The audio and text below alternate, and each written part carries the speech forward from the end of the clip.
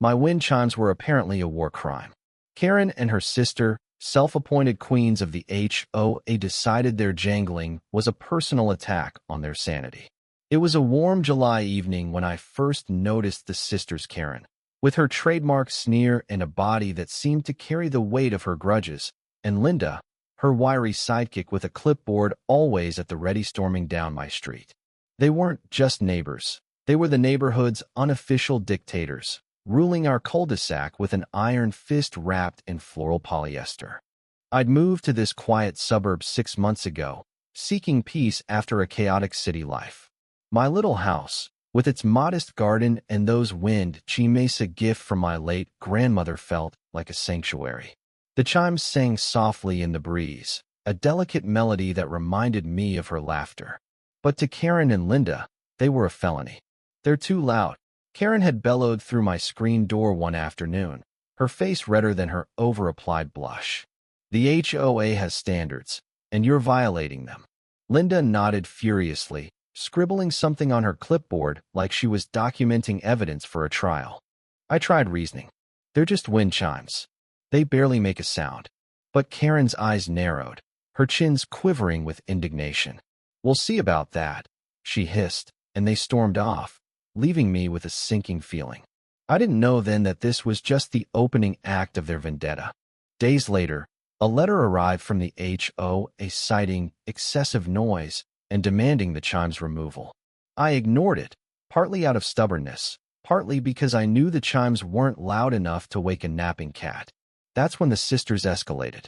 They started patrolling my street daily, glaring at my house like it was a crime scene. Neighbors whispered about their obsession, how Karen once fined someone for planting unauthorized tulips.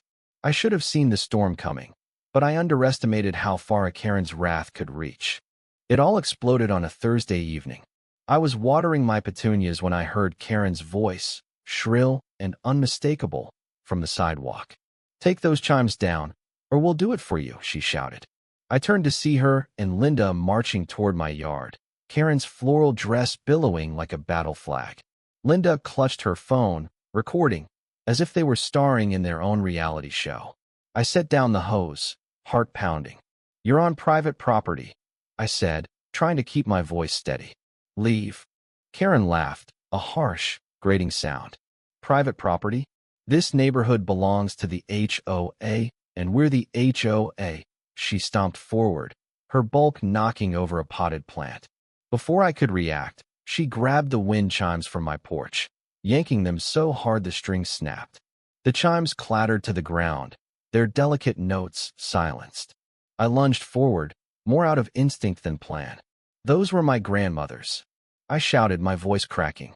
That's when it got ugly. Karen shoved me, hard, her meaty hands slamming into my chest.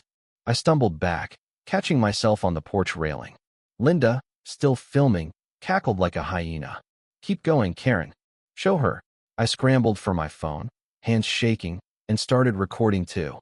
If they wanted a show, I'd give them one straight to the police. "You're assaulting me," I yelled, holding up my phone. Karen froze for a split second, then doubled down. "You're the one causing trouble," she screamed, lunging again. This time, I dodged, and her momentum sent her crashing into my rose bushes. Thorns snagged her dress, and she howled, flailing like a trapped animal. Linda, still filming, didn't even try to help her sister, too busy narrating. "This is what happens when you defy the HOA," she screeched. Neighbors started gathering, drawn by the commotion. Old Mr. Jenkins from across the street shouted, "Leave her alone, Karen." But she ignored him, clawing her way out of the bushes. Her face was a mask of fury, smeared with dirt and rose petals. "You'll regret this," she spat, pointing a manicured nail at me. I kept filming, my hands steadier now, capturing every unhinged moment. Then came the sirens. Someone, probably Mr. Jenkins, had called the cops. 2 officers pulled up, their lights casting red and blue shadows across the chaos. Karen, still tangled in my roses, tried to spin the story. "She attacked us," she wailed, pointing at me. "We were just enforcing HOA rules." Linda nodded, waving her phone like it was a badge of authority. But I had my own footage, and so did Mr. Jenkins, who'd been recording from his porch. The officers watched my video first. Karen's shove, her tirade, her crash into the bushes, it was all there, clear as day. Then they watched Linda's footage, which, to her horror, showed the same thing, just from a different angle. The sisters' faces fell as the cuffs came out. "You're arresting us?" Karen shrieked, her voice hitting a pitch that could have shattered glass. "Do you know who we are? You're the ones who assaulted a homeowner," one officer said calmly, guiding her to the squad car.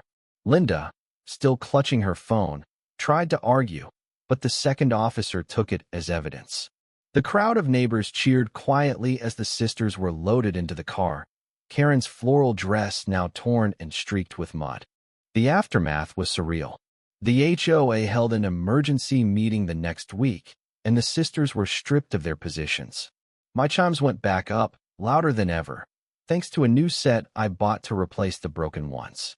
Neighbors started calling it the Chime Rebellion, and Mr. Jenkins even baked me a pie as a thank you for standing up to the tyrants. But the real justice came later. The sisters' arrest made local news, their mugshots plastered across every social media platform. Karen's sneer was gone, replaced by a stunned, humiliated expression.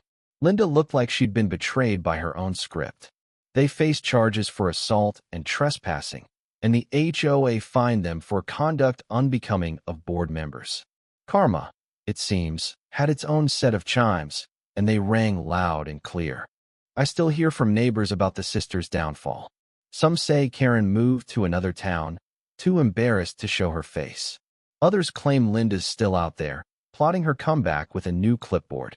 But for me, the victory isn't just in their defeat, it's in the quiet moments when I sit on my porch, listening to my wind chimes sing. They're not just a sound anymore. They're a reminder that even the loudest bullies can be silenced by truth and a well-placed camera. The end.